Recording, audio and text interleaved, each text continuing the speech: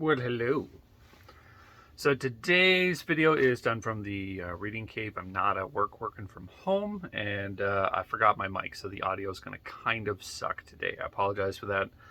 It is something I want to try and focus on because getting that crisp audio was good. But yeah, I wanted to talk about something neat that popped up kind of in my news feeds. I think it was an email originally that I subscribed to. I'm on Goodreads. A lot of people are, and I think you should be. It's a great way to kind of keep up with what's going on with literature and just kind of keep track of, your own books that you're reading and, what other people are up to, that kind of stuff. And they had this article come out. I'm just going to pull it up here on my screen. It would have been April 29th, not too long ago. It was where it talked about the 52 most beloved young adult novels of the past 2 years. And I write young adult novels, so I'm like, I should probably check this out.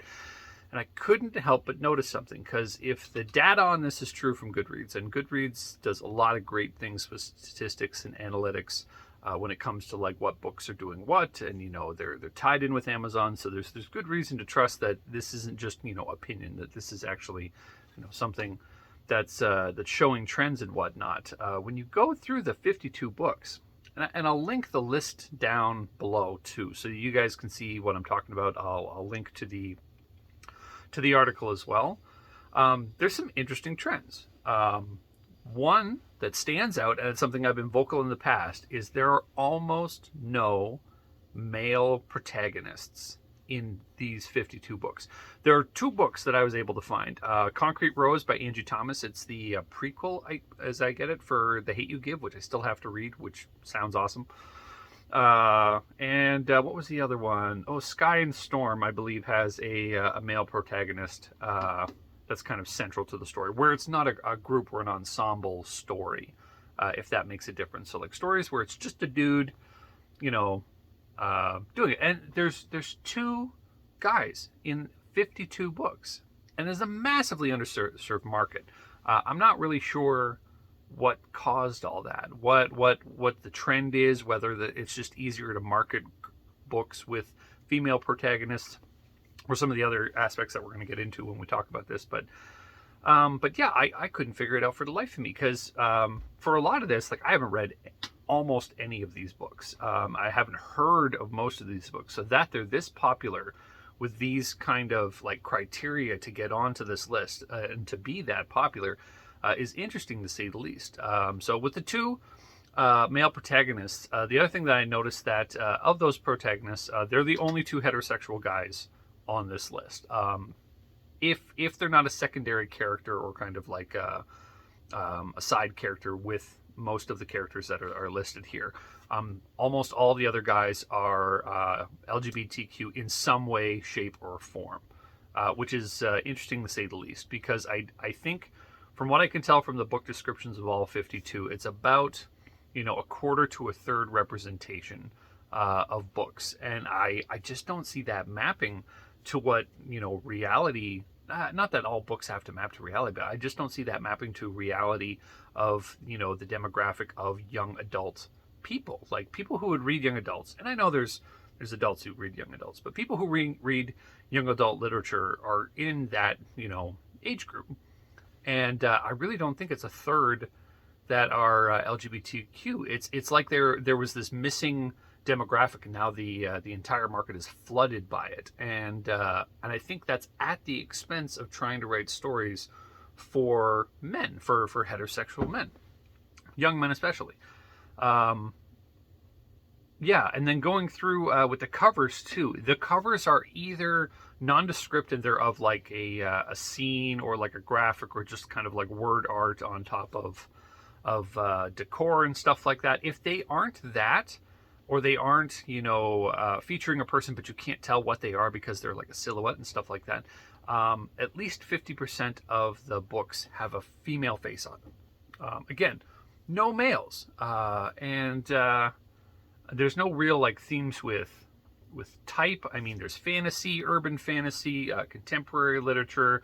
I think there's a vampire book in here.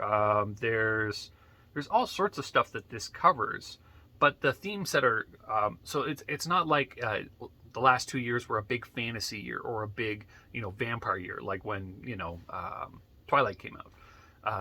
That's not the theme. The theme seems to be, does this does this story feature female protagonist and not feature? And I really do think it's a not. I don't know if it's intentional, but it really it looks that way. It looks like the theme over the last 2 years for what young adult literature has been: is there a female protagonist, or is there not a male protagonist? Like, where is the story where we're going to remove the male out of the narrative and stuff like that? And I think it's this huge market that's just being like underserved.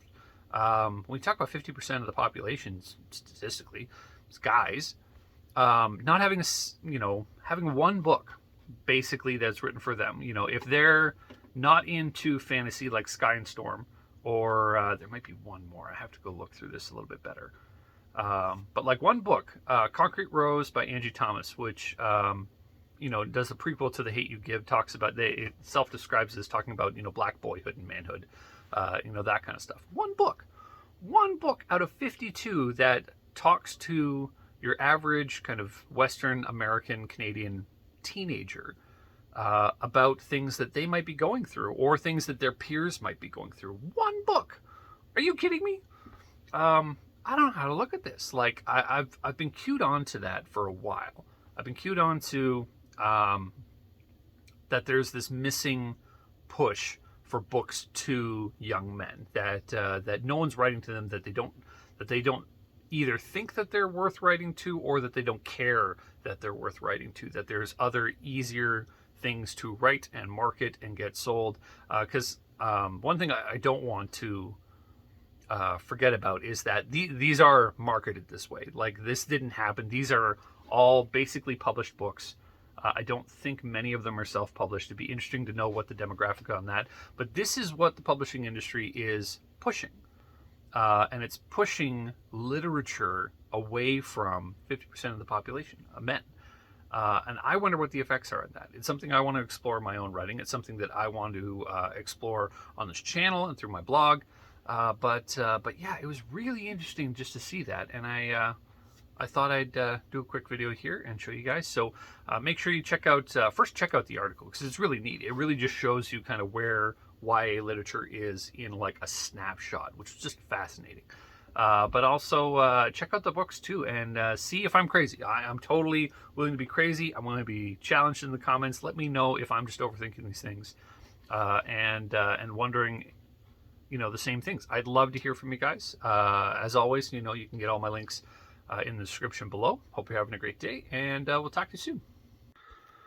And one more thing, which I know will seem